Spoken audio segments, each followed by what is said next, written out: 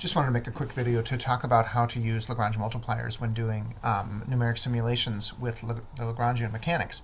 So what I'm doing, I'll show you the movie first. So, boy, it's hard to see. Make it smaller. I'm just trying to do a pendulum that's tied to a mass that can move horizontally. And so, you know, it's just moving along. So I'm just trying to do that system here. So, go back to 200% so people can see better.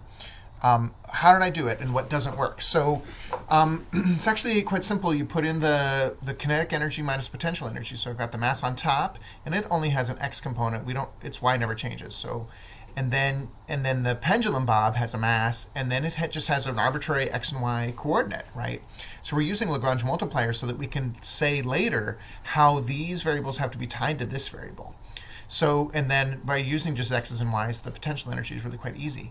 The constraint, I'm just saying that, look, the distance, I actually didn't bother with the square root, but the distance here between the two masses has to be constrained. I wanted to set it to equal to a length L. So I do, of course, the Lagrange equation where you have this extra Lagrange multiplier. So you basically say the Lagrange multiplier has to be multiplied by the derivative of any constraints with respect to whichever variable you're doing. So I do an Euler-Lagrange equation for x of the variable on top, and then the x and y of the pendulum mass.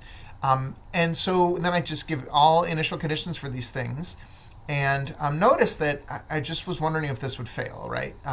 So I put in an arbitrary location, so it's actually up and above. So you can see that when I got it to work, let me go back to the original time here.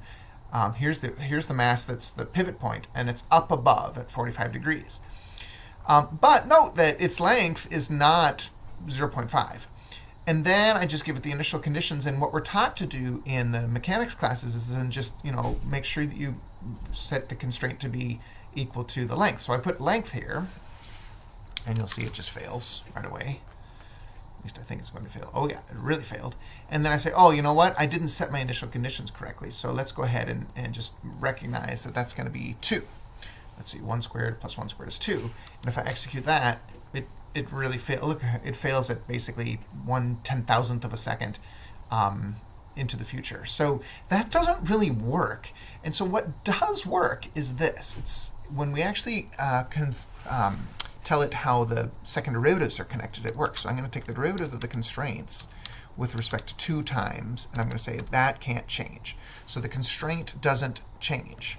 Doesn't have any acceleration. So you have to be really, really careful when you set the initial conditions not to have it have some initial speed. But I've done that by making sure that they're not moving, and actually that does the trick. So if I execute that, boom, it works, and that's how you get the video that I showed.